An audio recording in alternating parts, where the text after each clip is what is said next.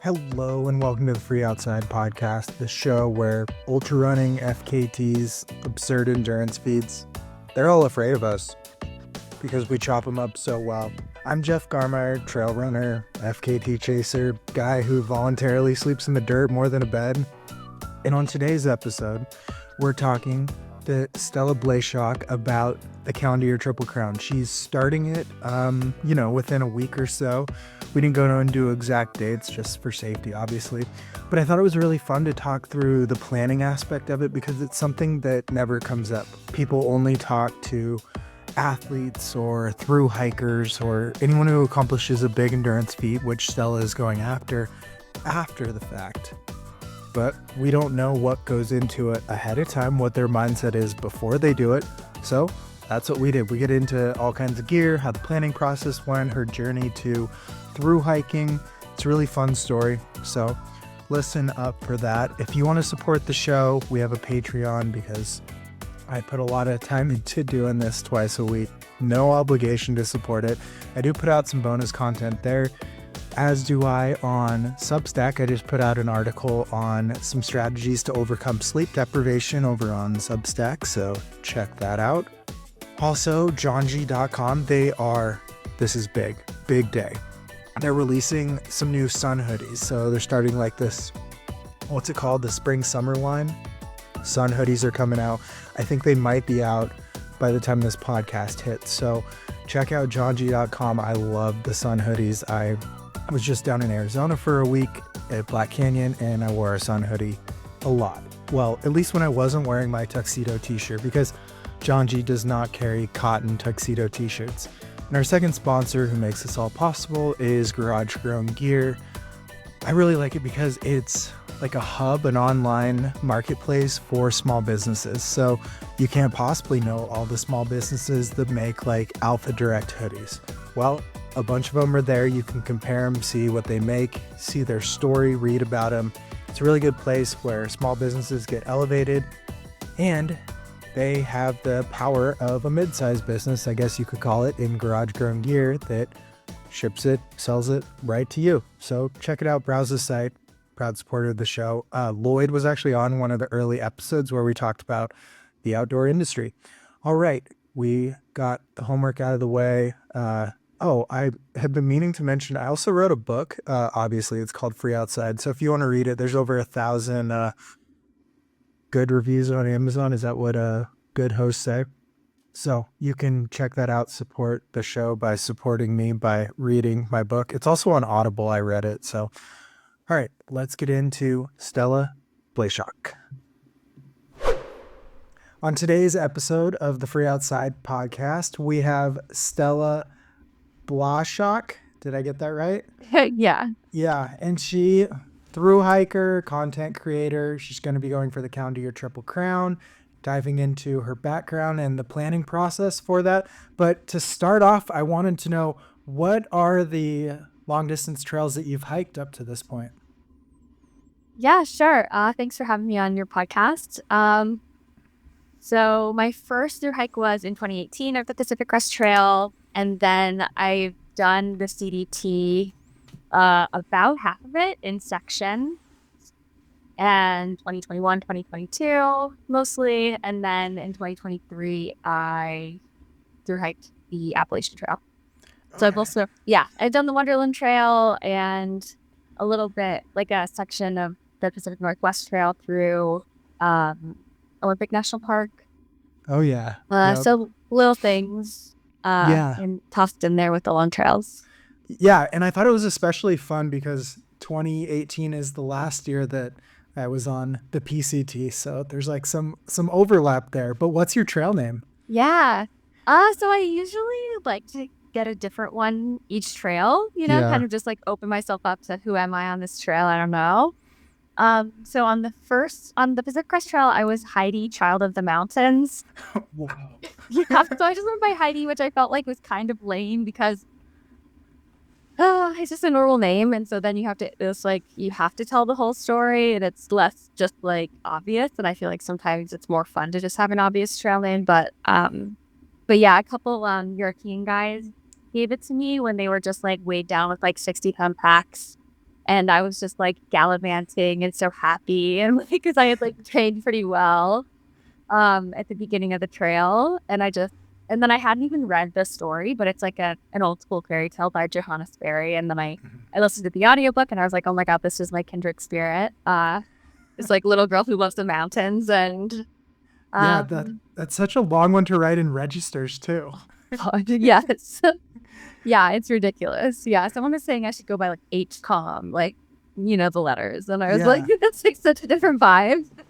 Very different. And so what was it on the Appalachian Trail then? Yeah, so then on the AT I got Nyx, Goddess of Night.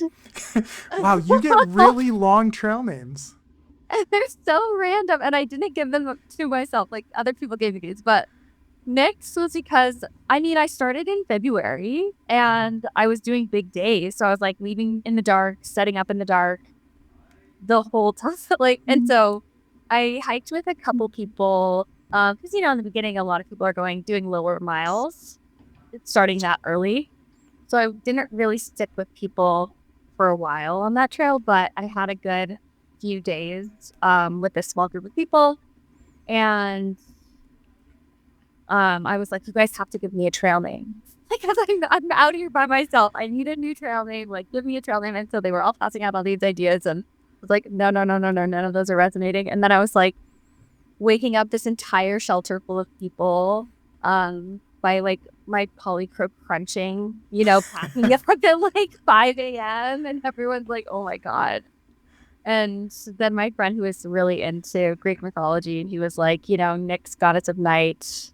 And so then I just went by Nyx. Yeah. Because nice. I was, through hiking at night. Packing up, waking everyone up during the night. Yeah. Yeah, exactly. Yeah. So before we get into the calendar year Triple Crown part, how did you start out? What led you to start through hiking? Yeah. This is so fun. I feel like I never get to talk about all these questions, in normal life. And so Totally. It's like, ooh, interesting. Yes. Like, let's dive into like what takes me back. But I grew up, my first couple backpacking trips was as a teenager in Colorado. Grew up like in this area.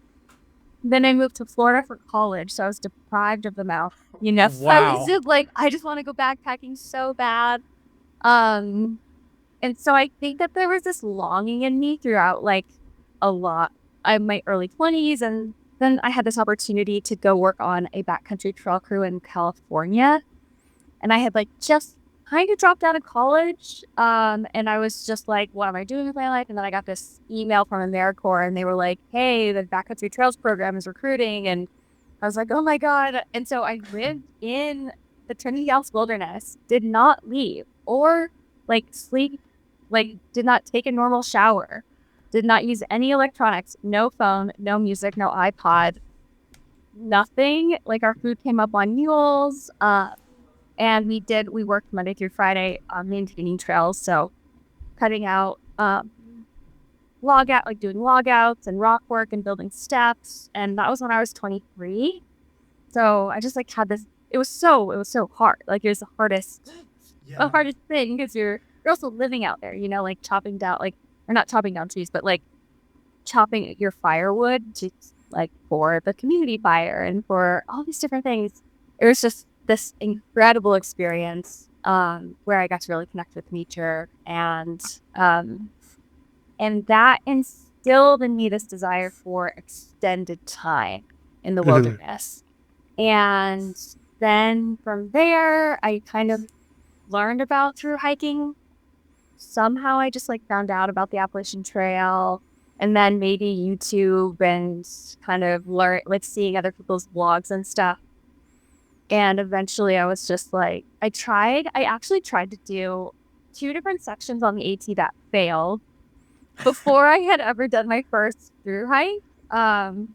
Like I did, and actually someone just messaged me from 2016. I ended up going back to school after I had that backcountry trail season.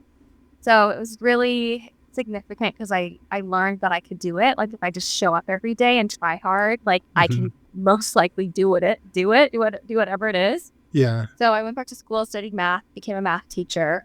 And right before I started teaching math, I So I was like, okay, I'm going to go 200 miles on the Appalachian Trail in 2 weeks.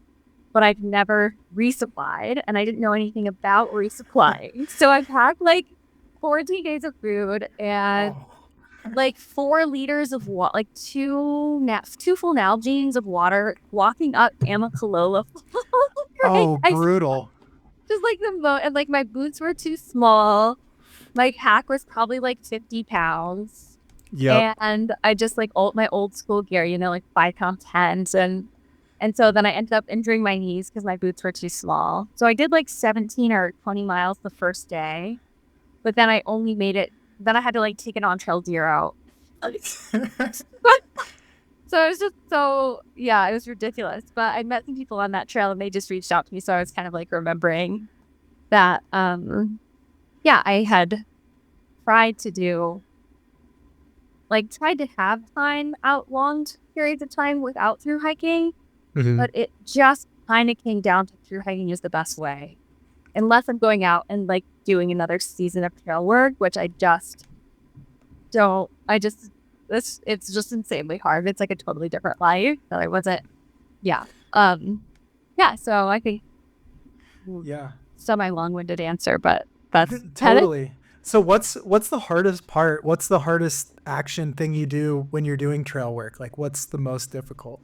Yeah. I think that, like, looking back, I think the hardest part emotionally was that, like, you are earning your value. If you don't like freaking show up and work hard, like that affects like your 15-person crew, and like other people are having to pick up your slack. You're not getting the work done fast enough. And so there was kind of this, like, we built this intense community together and learned how to live together with just us, doing all this really intense work. But then there's this sense of like, I had to earn it. And that just doesn't settle right with me, because I do kind of feel like we're all naturally valuable and they kind of, but I think the other hard part was just really continuing to gain that physical endurance and that strength of like, okay, I'm going to use a sledgehammer for 8 hours today. I'm like, try to crush up all these rocks and to create this like rock wall thing that are like I like barely even remember all the names, but you're just like so focused on gaining all these skills and working really, really hard in your body. But it was just so cool. It just felt like we were just like wilderness people that just lived out there. It was awesome. So yeah, it's so cool to just like be cut off from society, or maybe not too at times, but you're just out there. Yeah, like like snail mail. Like our entire communication was through literally letters, and that felt really neat. But the program still goes on. You have to be like 18 to 26 to do it, and they're throughout the entire state of California. As far as just like live out their cruise where all the food comes up on mules and you just stay there, and then you kind of have like different camps like once a month pretty much. Okay. Wow. Yeah. So it's really just, that is your life. That's your only life out there. That is your only life. But then it was cool because like on the weekends we would do backpacking trips or like to the surrounding mountains and lakes because we would have that time off. We just weren't allowed to leave. And we did, I don't know. But so we'd like peak mountains and go, and it was just like such a huge time of growth for me because I was so afraid of like my physical capabilities. Like, like, oh, can I keep up with these like my friends out there who want to go and then like do this lake or that lake or this hike or that hike? And so you gain confidence there, and then the AT attempt didn't go so well. And then so what led to taking the full plunge and doing the PCT then? I think I think that there was just something in me that was ready to just dive in for that extended time again. Because in 2016, I tried to do that. And then in 2017, I tried to do a car camping summer. But I planned the whole car camping trip like where I would like backpack to different places, but all over the country, and just kind of spend the summer backpacking and camping on my car and camping, backpacking. But I planned the whole thing while I was in Florida, and I forgot that the snow doesn't melt until July. And I was like leaving out there, like, yeah. So half the summer was kind of, and I just didn't have snow experience at that point, Yeah. and so that was, I think I just like tried to meander my way to have extended time in the wilderness until I just gave up. And I was like, okay. And in 2017, I got married, and then I'm divorced now, but it was just a really good time. Like, he was in the military, and he was like working an insane amount, and and we were about to move again. So there was just this time period where it was like, well, I could try to get my teaching certificate in Georgia, or I could just like go on this long hike. I think I could do that. So yeah, it was pretty cool. We ended up moving to Washington while I was on the PC. So like, he finished up his work in Georgia, got stationed in Washington while I was on the PCT. And so he came out and did like a 10th of the trail with me total, like a couple weeks at a time, or a week here and there. Cool.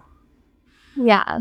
But, Yeah. Okay. So you have all this experience. We're skipping over some of it.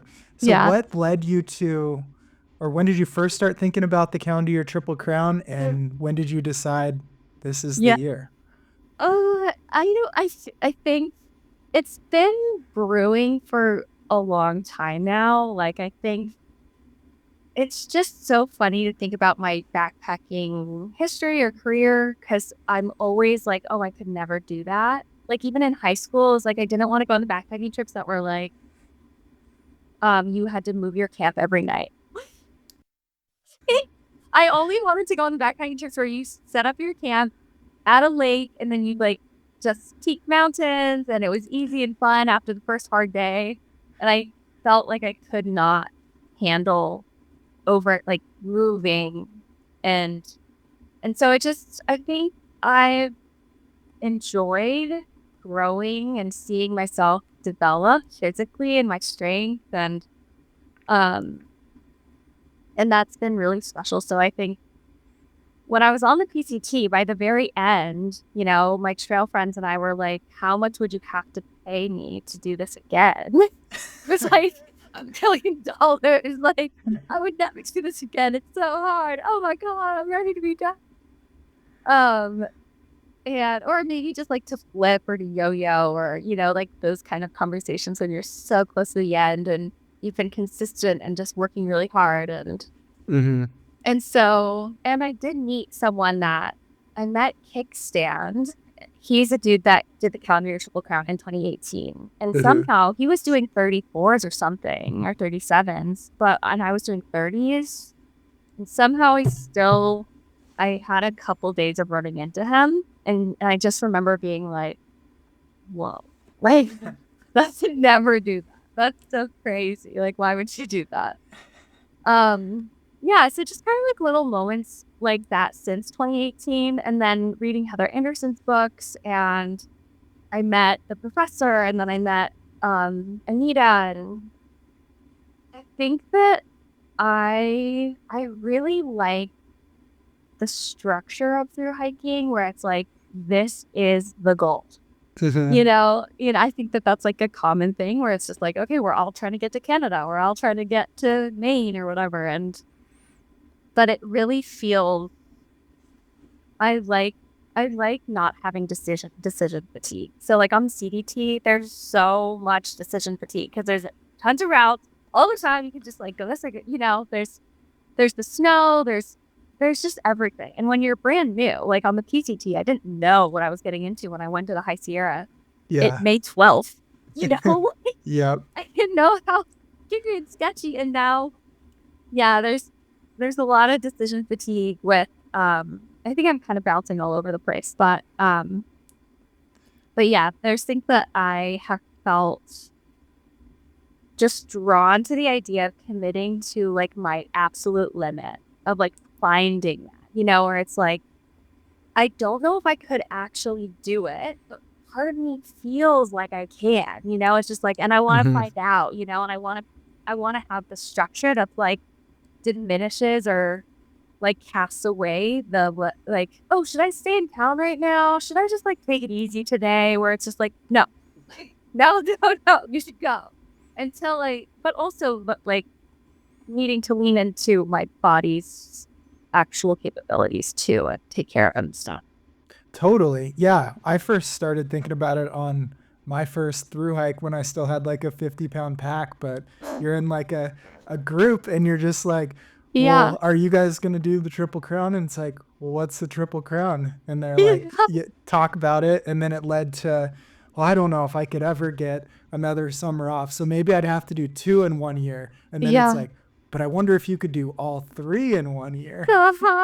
And then it just spirals. And how I think of it too with through hiking is that first one, the goal is so far away. It's so hard. You don't know what you're doing when you enter the Sierra. And we had to use maps and stuff in 2011. Didn't know anything. Oh my God. And then you finish that and you're like, I could probably do more. So you got to push the goal further. And then you end up at the calendar year Triple Crown. It's just, it's wanting to find those limits. And every time you set a goal and achieve it, it's like, you got to set a bigger goal. Yeah, that's so crazy and so true. What year did you do the calendar year again? 2016. Okay, that's what I was thinking. I thought it was 2016. Yeah. Wow. So was far out even like gut hook? Was it gut hook then? Like it was gut hook then. Okay. Yeah. I started through hiking before it was a thing, and then it was a thing. I didn't use it. Let's see. I only used it for one of the 3 Triple Crown trails that year. I don't know why.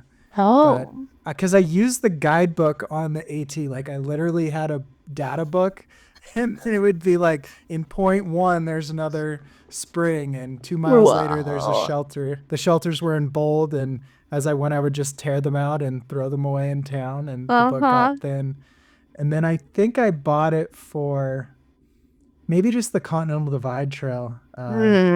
But yeah, I was trying to stretch not a lot of money. Basically, the price that I sold my car for is what I was stretching to do the whole calendar year Triple Crown. Whoa. Oh my God, that's amazing. That's crazy. Yeah. But the decision side is the really fun side too, because after your first through hike, I think you realize, oh, I can, cover a lot of miles. I can make up for a day in town. But with something that's near 8,000 miles long, you have to be way smarter about town, where you're spending time. I think that's the fun part, but there's also drawbacks too. Yeah. Yeah. I'm really nervous about that because I can think about, oh yeah, my daily average is this and this is how I'm going to make that work. But then when it gets like the traction of actually being boots on the ground or, ultras on the ground, it's like, oh my, that it's harder to figure out how am I going to be that efficient in and out of town, So yeah. Well, I have to ask, do you do like next level hiker math because you have a degree in math? I do. I feel like I am kind of always doing the miles in my head, like the whole trail, but I also want to get better about not thinking so much. But yeah, I kind of have been like, okay, like what if I did, because I'm just brainstorming of what's realistic with my body, with the terrain, and the timing and the snow, in creating this whole calendar year plan for myself, because there's so many different ways that people have done it.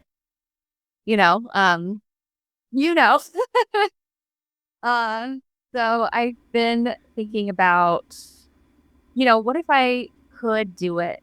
What if I could do it in like 77 days each, And I think I'm kind of visioning way faster than but that's kind of the point, Yeah. It feels like, well, you did 30 miles a day for almost 2 months on your very first through hike, when you didn't know anything. Totally. When your feet had plantar fasciitis after the first 5 miles of every day, where it was like this, like, and so it feels like, okay, I'm kind of planning with a lot of speed, but I think my two biggest things that I'm focusing on to help like make that possible is my pack weight and then less sugar and more protein. Like I feel like dialing that in and really, really listening to how can I carry at the least amount possible, and be okay. Because I think, especially, having so much experience through hiking, I'm less focused. I had been less focused on gear, where it just feels kind of like, oh, just toss in my pack. Like, it's most likely not going to be that heavy and it's going to be fine. And I'm not weighing ounces like I did on the PCT for my first through hike. Because also all my old school gear got stolen in 2017. My car got broken into. Yeah. It sucks. It was like my backpacks with patches all over them and all my old, like super cool gear. But then it was like, well, if that didn't happen, I probably would still be using that. Yeah.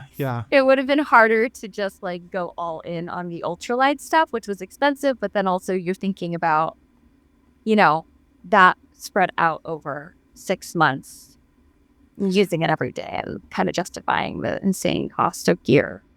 Totally. Yeah. I don't think I might still be using an external frame pack if it hadn't cracked on my first through hike because I loaded it with even too much weight then. So, whoa, it's a good point. When you wear out gear, it should be more celebrated, or I guess not if it's stolen, but when you get new gear, it is like that investment over months if you're a through hiker, especially. Yeah. So what? Go ahead. No. So what is your the general thought itinerary for the Calendar Year Triple Crown? What trails, what direction? Yeah, so I'm starting in late February. For the Ads for Your Mountain, and I'm gonna go as far as I can until I hit deep snow. Like my goal is really to not be trudging through deep snow or get myself into snow trouble. So, I'm getting mentally prepared for snowstorms happen. And I come upon those things, but I'm also kind of trying to looking ahead and planning and trying to figure out how to jump around trails to avoid deep snow. So depending on what the rest of the season looks like for Maine and New Hampshire, I have been planning on just getting up, to Vermont and then jumping to the CDT, doing the CDT desert, and then jumping over the PCT and then doing the PCT, and then either going southbound on the CDT or northbound on the CDT, depending on the snow in Glacier versus Colorado and the timing on that. And just saying it out loud feels so bizarre. It's like, I don't know if you felt this way, but it just is like saying that whole plan just feels like really bizarre.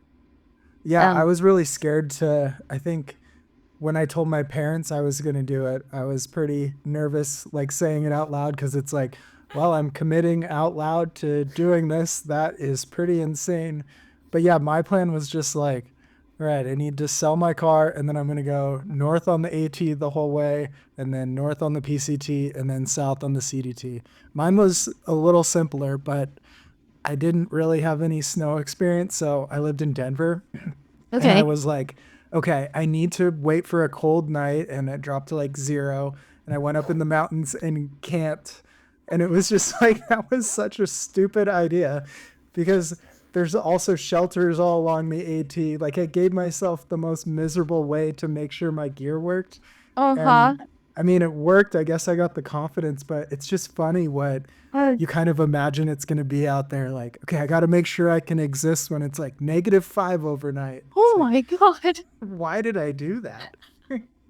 What was your timeline? So I started, I believe, February 5th on the AT from Springer. That was interesting because the AT is just so solitary in the winter. I have only done it that one time. And so my experience is so different than everyone else. Yeah. It was like 2 or 3 people that I met out there, and that's it. Yeah. And so the shelters were all mine. I got to have them. And then when I jumped to the PCT, it was like, okay, I can socialize and talk to people, but I have to remember how to converse with thru hikers. Yeah. It was so weird, but Yeah. yeah. And then got that in north and the CDT in south by mid-October, I believe, was when I finished that up. Wow. Yeah, I feel like you're like in my research of calendar year triple crowners, you've always been the one that I've been like, oh my God, I can't even look into his stuff because he's so insanely fast, like so good. And now I'm like, oh, but now I want to do it like super fast like that too. Yeah, you And definitely can. It's all about efficiency, I think, and that extends to just town stops kind of thing too. yeah. Okay. So do you feel like you had efficiency with your gear? Like what were all of the parts that felt like you had to be most efficient in? Or was it just the timing of like getting in the miles and that's it? Oh, man, I just didn't have a lot of snow or East Coast at all experience. So Okay. I, like within 70 or maybe it's 100 miles in Franklin, North Carolina, I had to, around that area, I had to get another pair of gloves because my hands were just cold. And so I think letting myself take it slower for the first third or be somewhat comfortable because the AT was my slowest of the trails and it's obviously a lot shorter than the other two. Yeah. But I think that set myself up to do the PCT and the CDT quite fast was taking some of that micromanaging and pressure of the snow where you can just wear yourself down. That it was just like, okay, I'm going to put in full days, but no pressure or anything if it's miserable or I can't move at all. So, Interesting. Did you hit a lot of deep snow from like all of like yeah, Vermont? it snowed 3 feet when I hit the Smokies. So that was pretty hard. No. So it hit, Yeah. I think it was Okay. negative 10 or Ugh. negative 15 and 3 feet of snow in the Smokies. And that was when it was like, okay, this whole thing has started. That was week 2. No snow backpacking experience. And just thinking to myself, like, Oh how no. am I going to do 8 more months of this? Yeah. Oh my gosh. No, that's crazy. Yeah. Yeah. So, I also did the AT when I started the AT February like 12th mhm. or something in 2023 and so it was also a winter through hike, but it was a mild winter. I think we had a lot of rain, but I didn't get any snow in the Smokies. Oh, cool. Yeah, I pretty much had no snow until I hit snow. I guess in Vermont, like in the tallest parts of the peaks. And then New Hampshire had definitely some sketchy, like the presidentials were They just get so icy. Yeah. like Mount Garfield. I think I like got to the shelter after it might have been the same day as Franconia Ridge. It's just like a long Mhm. day, super, super long day, really, really bad weather. And then we ended it was like down and then up Mount Garfield and then down a little bit. And then there was just, I got into that shelter and I was like, I think I'm traumatized, stuff like, because it was like a straight ice shoot, on those crazy steep inclines and descents. And Yeah.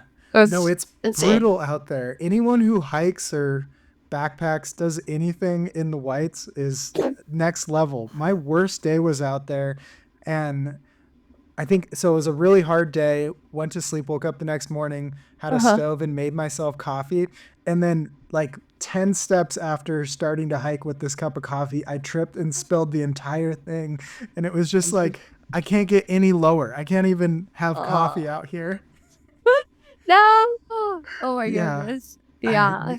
it's funny to think about those times, but that's Yeah. what's so appealing about through hiking is your whole world consists of so much simplicity. Like there's Yeah. just a few things that mean so much. Uh-huh. And then the things that are so normal feel so good Yeah. in Yep. normal life, it's just like showering in a bed and it's so weird how thankful you are. Yeah, like a restaurant, it's like they're gonna Oh, cook my food while I can sit yeah. here and just drink soda or something. Yeah. Yes, exactly. Oh, wait, Yeah. did you finish answering that efficiency? I feel like I cut you off maybe, but Oh, kind of interested in. yeah, I think the biggest thing is, well, and I think about all trails like this too, is just like limiting those 0 days. Even if you Yes. have a great group of people, go in and you can hang out that evening, you could hang out till late morning, and then you can make up miles in that afternoon or something. But that schedule, or that almost habit of every day you're getting something in, is, I think, Yeah. really the key to just setting yourself up, because now there's even the bigger factor of fires undoubtedly are going to come up and stuff Mhm. like that. And the more chunks you've gotten done before, you have to figure out how to manage like road walks or whatever you might have to do, I think, is really how you set yourself up of when the hiking is good, you got to get the miles in, kind of thing. Yeah. Yeah. Yeah. That makes sense. Is the AT open yet from the hurricanes? There are still some closed sections. And so I was planning on starting February 1st just to give myself some time. And also, I had already started in February before, but I decided to push it back. And partially, it just felt like the closed AT sections contributed to that, to wanting a Yeah. little bit more time before I start. And maybe I'll be able to just hit Katahdin at a good, like, maybe I'll just be able to make it all the way, depending on the snow. Because I think that would be ideal, is like one trail at a time. But yeah, so there are some sections closed. And so I'm also hoping that there'll be more information on people. Like, are they rerouting? Are we road walking? What's the deal for, I think, maybe a couple 100 miles? I haven't checked like in the last couple days. But some areas out of like Irwin, Tennessee, Yep. were hit pretty bad. And so there's a lot of closed sections in there. And so I'm still not fully aware of how I'm going to handle that. And hopefully, I guess it's a reroute, or road walking. And that feels really strange for the AT, you know? Totally. Yeah. I haven't seen much that the ATC has put out on that either, so we'll see. Yeah. I Yeah. mean, it's through hiking season here. Tomorrow's February. Yeah. Crazy. Yeah. So yeah, what's like your food strategy out there? Your resupply boxes, speaking of efficiency and stuff. Yeah. Yeah. So normally I just don't do any resupply boxes, but I want to on this trail. So I'm probably going to prep. And I started ordering some food. Um, so maybe like 5 to 10 boxes and get those out there. So I don't have one person to handle all of it for me at home. So that's like a little bit unfortunate. So it'll be kind of like spread out, as far as like my sister maybe and a couple friends will send me a couple boxes here and there. And so that stuff is not totally dialed in yet. I'm also trying to kind of bring in the community, because I think that that's like a fun way for virtual trail angels, to support. And I have my little YouTube community kind of has expressed interest in like maybe wanting to send me a box. And so I'm still honestly brainstorming how I could make that work. Yeah. As far as actually getting the food that I need, because I'm trying to be really efficient. And then everyone's excited about sugar, but I'm trying to reject it, like, have it not try to fuel differently. So I'm hoping to do resupply boxes. I'm hoping to have more backpacker meals Okay. than I normally do. Like, normally it's like ramen every night, Yep. like a complete cookie in the morning, and just muffins and Yeah. Ramen bombs Pop-Tarts. all Yeah. day. Yeah. Yeah, but I'm like, oh my gosh, I think I need more protein to make this work, And I'm a vegetarian. I'll be pescatarian on trail, but it's still tricky, it feels like, to. Yeah. So will you have a stove too? I think I'm bringing a stove. On the PCT, I pretty much went cold soaking, but I really didn't even cold soak that much. I would just snack. So like, oh, so I will probably ditch the stove, at some point. Yeah. Yeah, I'm just like bringing it along for the cold. and the So moral with support. yeah, We'll see. with vegetarian or pescatarian and eliminating sugar, what are the staple foods that you're gonna eat out there? A lot of nuts, I guess. I know that's peanut butter. Uh, I think um, I've been thinking more about just oatmeals and then adding protein powders to my oatmeals. Just maybe protein powder packets that are light, and then I'm getting those in. And hemp seeds is like a Oh recent yeah, hack, like hemp seeds, chia seeds, and adding those like lightweight kind of things that are easy to just put in everything. Um, and when I was on the AT, I mean, I did carry a lot of like fresh-ish food, like veggie dogs and broccoli slaw and cheese. And because it hmm was winter, everything stayed really good, you know? totally. But I also want to keep my pack weight light. So I think the main things I'm thinking about are just being more picky with my snacks, you know, and kind of trying to be more aware of like what is my grams of sugar limit, you know, Totally. which I have not dialed that in yet.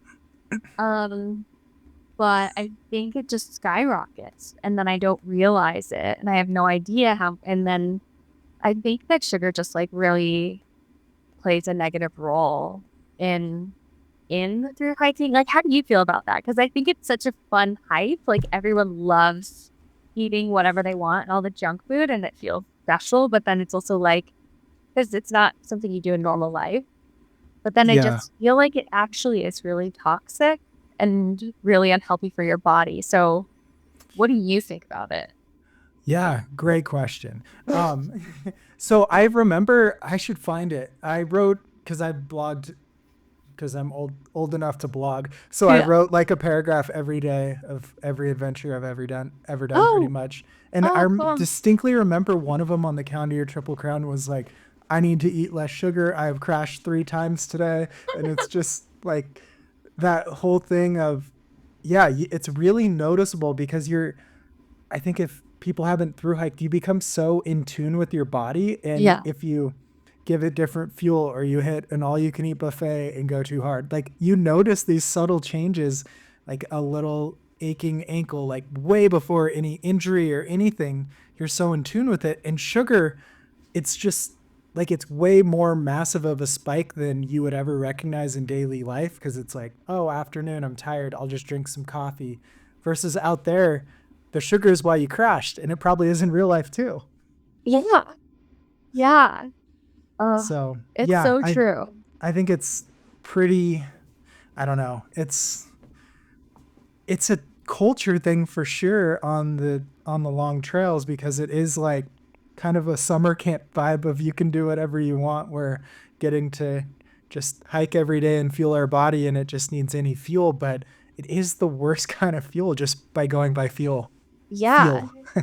Yes, definitely. Yeah, I'm glad that you relate to that as well. And I feel like most through hikers probably do. It's just not something you see online that much. Because it's Totally. just constantly like, here's my Dr. Pepper, you know, or here's and it's like, oh, like what else should I drink instead of that? Like I know because yeah, it's really tricky because those are the cheapest and fastest calories, and you need yeah. a bunch of calories. So it is really hard to hit, yeah, that side. But also, if you fuel your body better, you can cover more miles. And so, double-edged sword. You got to pick which side you're on, kind of. Yeah. Yeah. Do you have like a favorite really healthy like staple? Like is it potatoes or like easy things that are Yeah, potatoes. I made a lot of my own food. I have a dehydrator, so can wow, just throw cool. in leftovers. Anything like that. I don't know, like bean-based stuff. If you have a Mm, stove, different kinds of nuts. I don't love nuts, but now they have like different flavors for everything. Like basically, if there's a chip flavor, like salt and vinegar, there's a yeah. peanut flavor, and the peanuts are just Like way dill better pickle for you. peanut. Yeah, Like exactly. yeah. So getting like one of those different for each day is like a really good substitute for some of the less healthy stuff. And then, my guilty pleasure is Reese's fast break bars. So I Ooh. I love that in the morning. So usually can't get away from that. But Yeah, and if you have a stove, even like stovetop stuffing is really good out there, super Oh, filling. Um, yeah. That's a good idea. yeah, I've never taken stovetop stuffing out. Hmm. yeah, Yeah. and yeah, all kinds of little stuff. When I did the long trail, I just took like 3 bags of frozen burritos and let them just thaw in my pack over the few days I was out there, and that worked too. So Did they give you a stomach ache or anything? Or no, nothing more than the normal through hiker diet, I would say. Maybe a little gassy, so yeah. that's part of it. But I think it was just the bean and cheese ones. And I Huh. mean, the nutritionals are fairly good on those. It's just kind of weird to shop in the Let them frozen all section. thaw. Yeah, Yeah. I'm not Yeah, cooking that's them, I'm funny. just letting them thaw. Yep.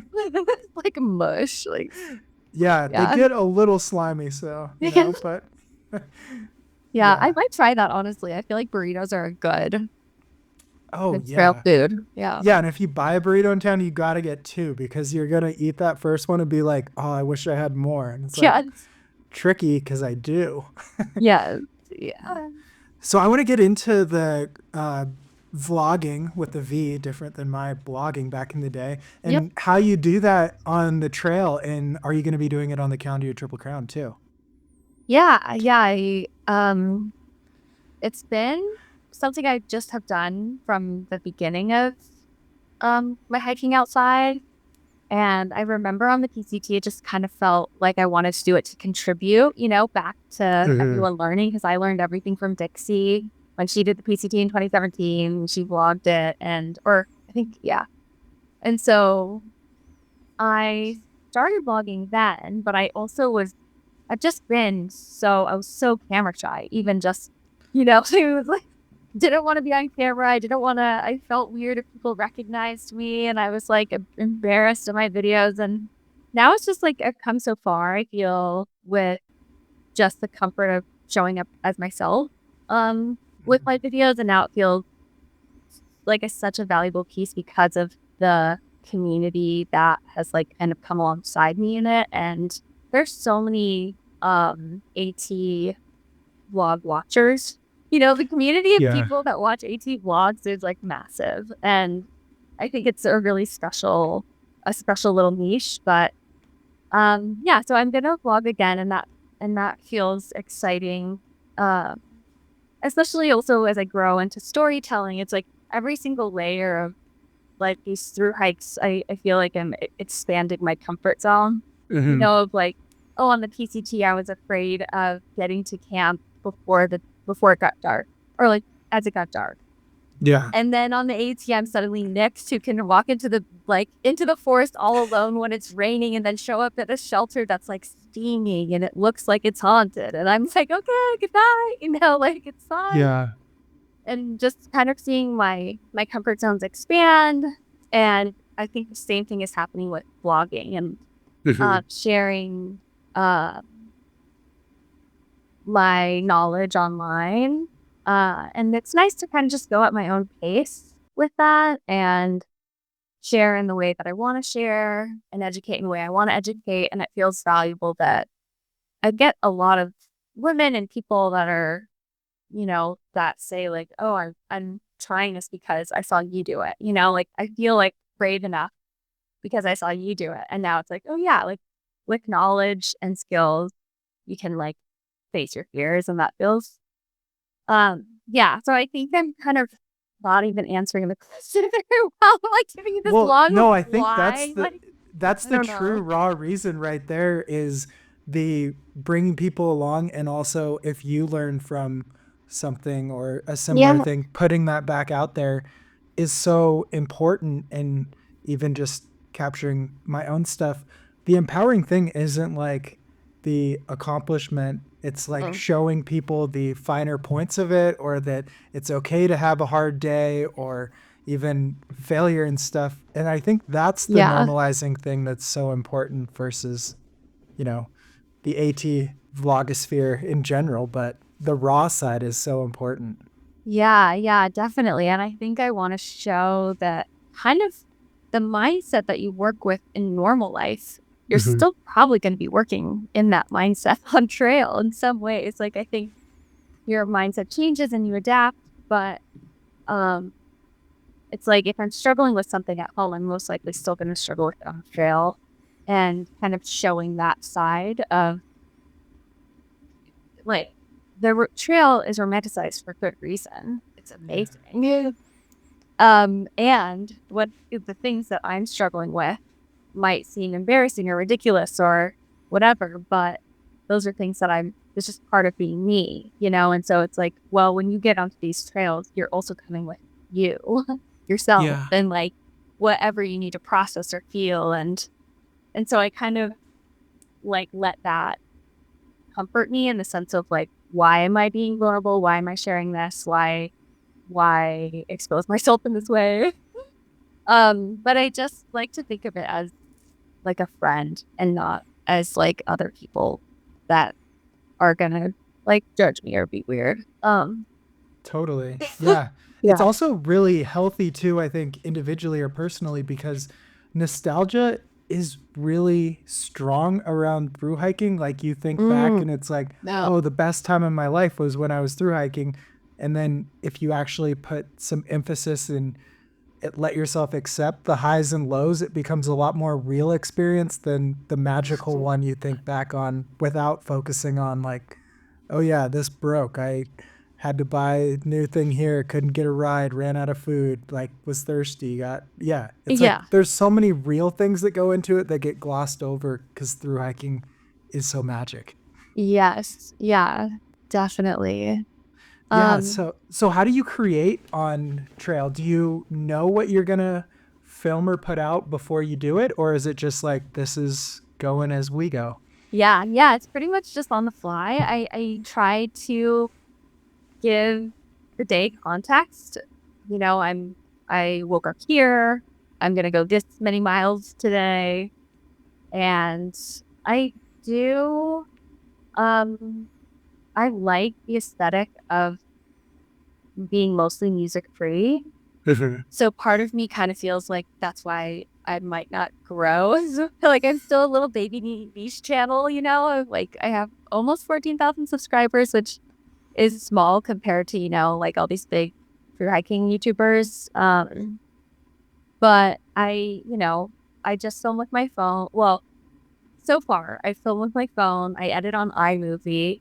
I will like lay on like a hostel bed and edit for like 3 hours, 3 to 5 hours, and I'll schedule the uploads in the future. So I'm usually, a week to 10 days ahead.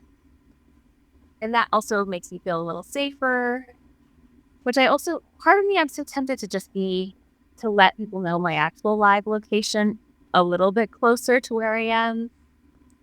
Because it feels, but I also probably won't do that. I don't know. It's just to be safer.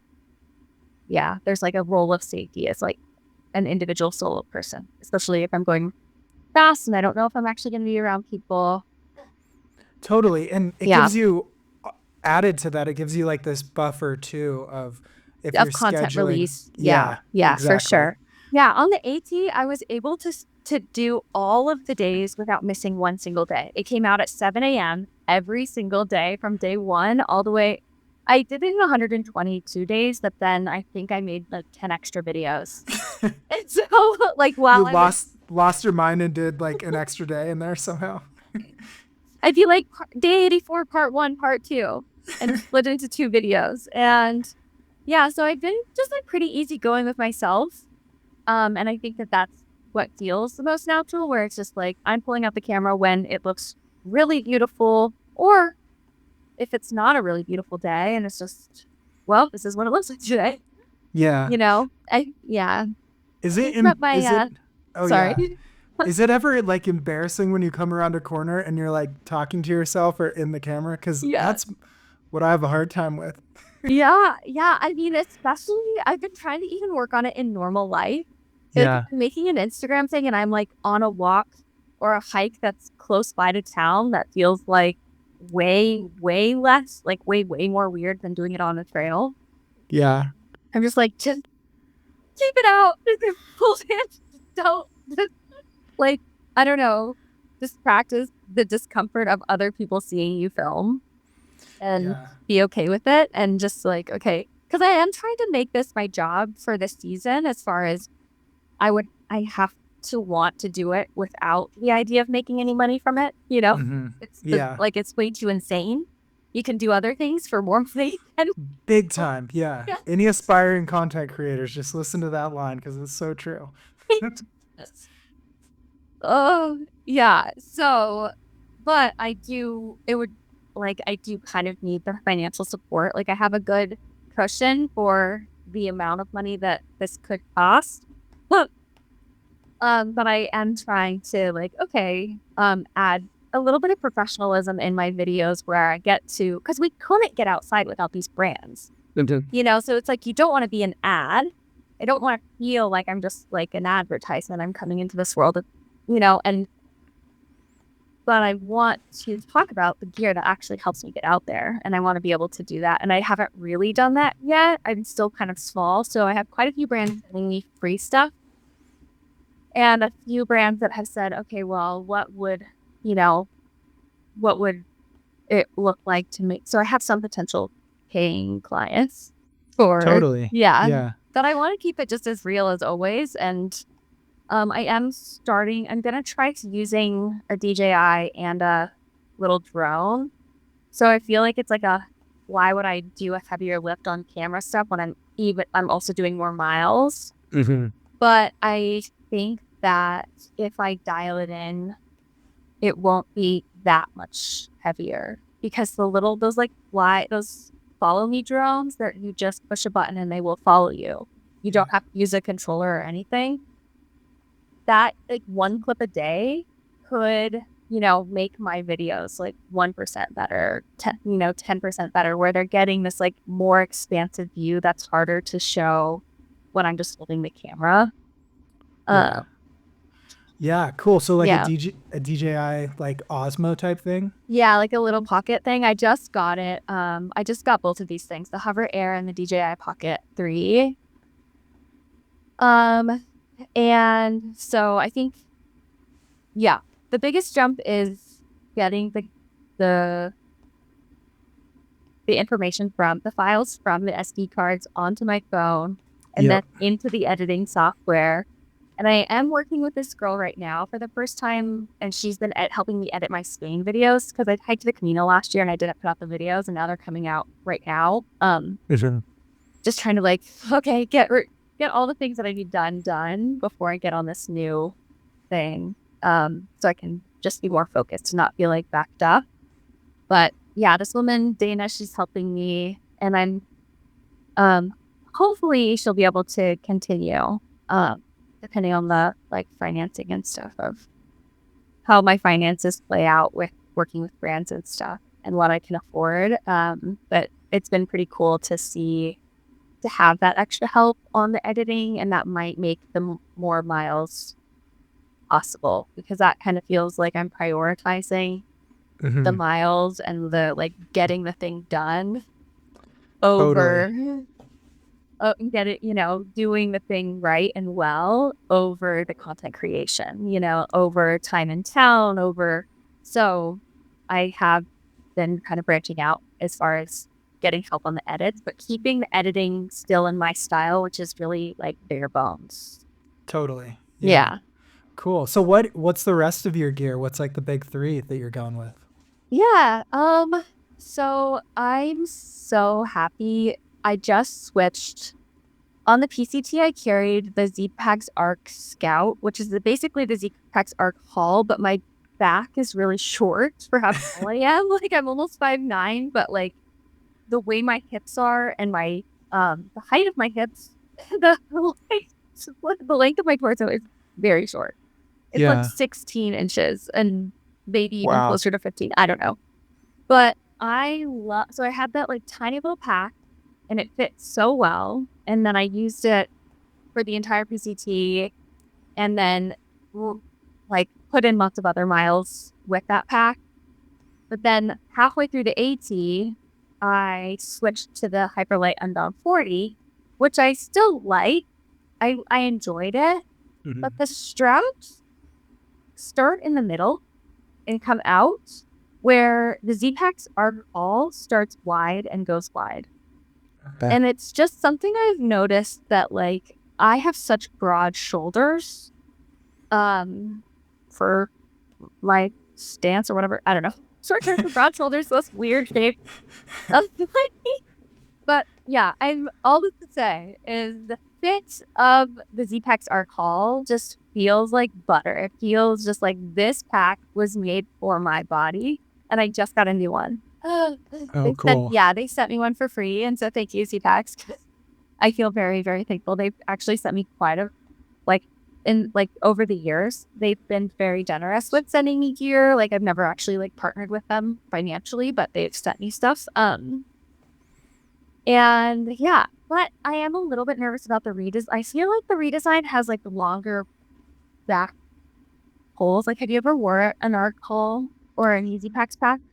Not a new one, no. My time Okay. would have been like 2018 wearing one. Okay. Wait, was that the last time you thru-hiked? 2018? No, that'd be just the last time I wore a Z-Packs pack. Okay. I've done a lot of 300-mile trails or so in the last few years. Arizona Trail in 2019. So, I mean, it's been a little while, I guess. Okay, yeah, but you're like big into ultra running now, right? Yeah. I mean, I did the John Muir Trail. Well, FKTs and ultra running, I think, mostly. But cool. Yeah, I still thru-hike a little bit. I got some gear.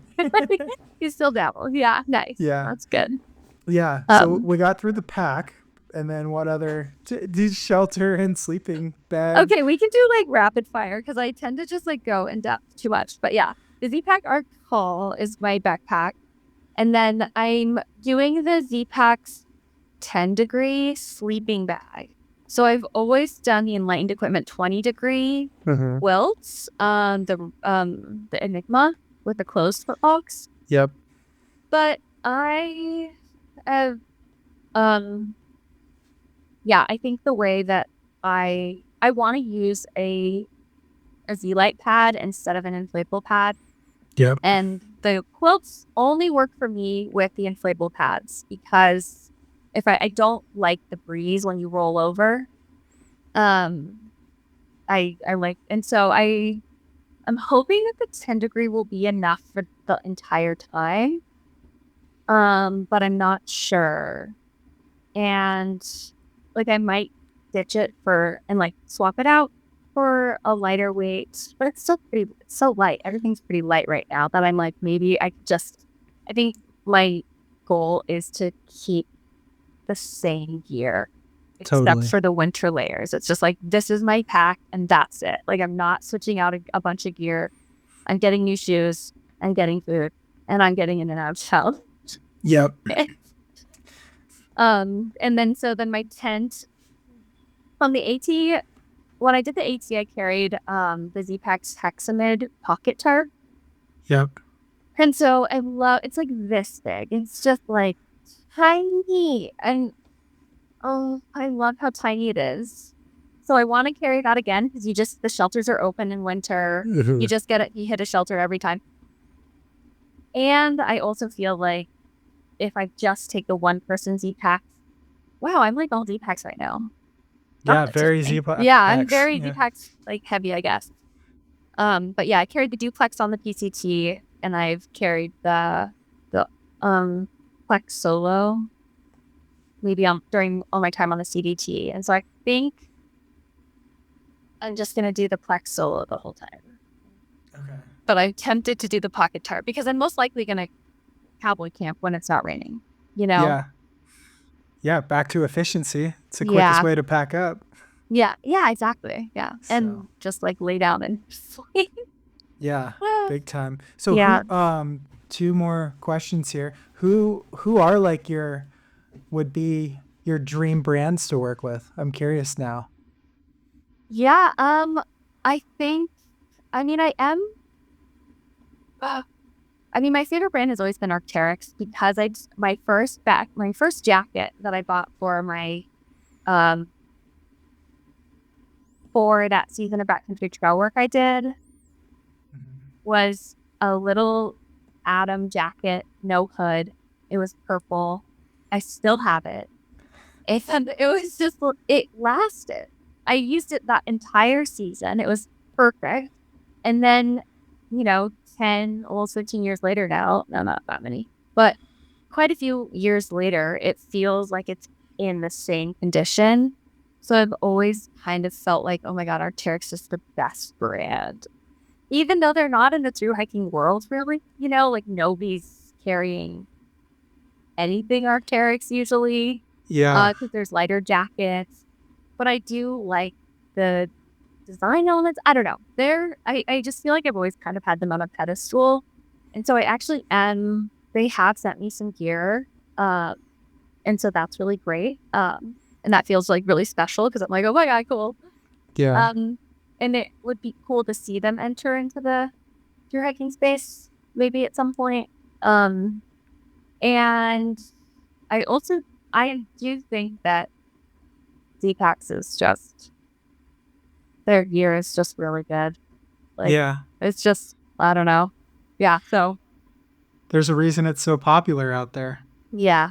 Yeah. I don't know too much about like the backstory behind a lot of the brands. And I think that would probably hook me in a little bit more. But because there are so many cool, innovative, cottage, style, cottage grown, backpacking companies right now. And I think that that's like really beautiful. Like if we're buying local and we know that people make our packs and our gear, that feels so much more valuable to me than like a massive corporation. Um, Totally. Yeah. The people making gear literally in their garage, like custom made to order. It's so yeah, cool. so cool. Yeah. So maybe as things change, I'll get more connected with those small brands. And they'll be more competitive in my mind. Because it is a little bit hard to like not choose my outdoor research sun hoodie that I love for like a smaller brand sun hoodie. Yeah. But yeah, Oh well. maybe Yeah. one day. Totally. Yeah. And the last question I have for you, I wanted to ask how the trails have changed in the last Mm, 6 years of being out there, because a lot of things in the world have changed. So I want to hear what you think, how that's yeah. impacted the trails.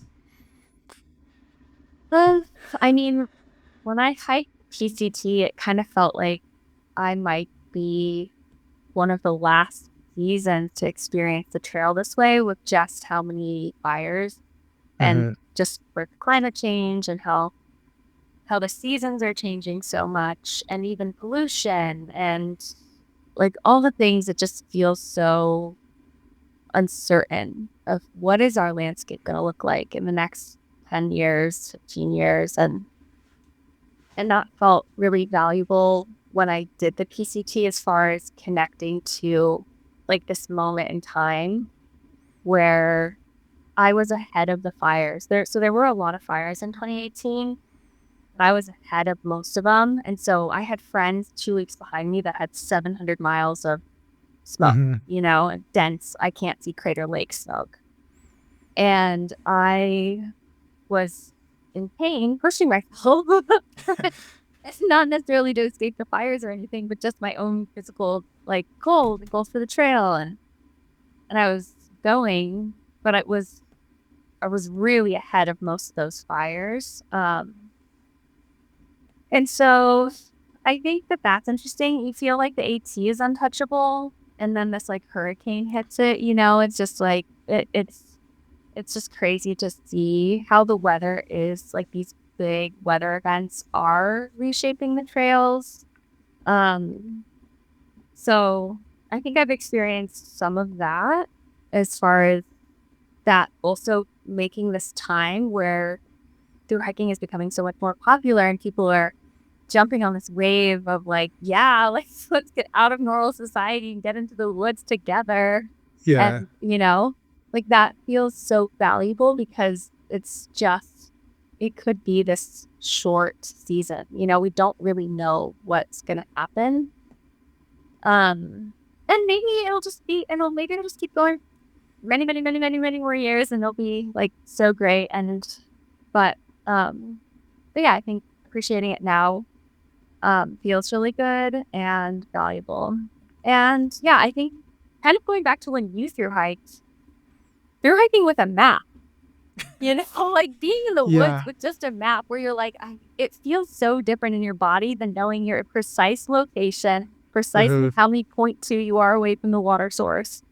It's just a completely different experience because that's what I used. It was 2013 when I did the backcountry trail season. So we all used maps and we had to navigate with maps and no GPS at all. And so I think it will be interesting to see how that continues to change as our apps become more and more intelligent.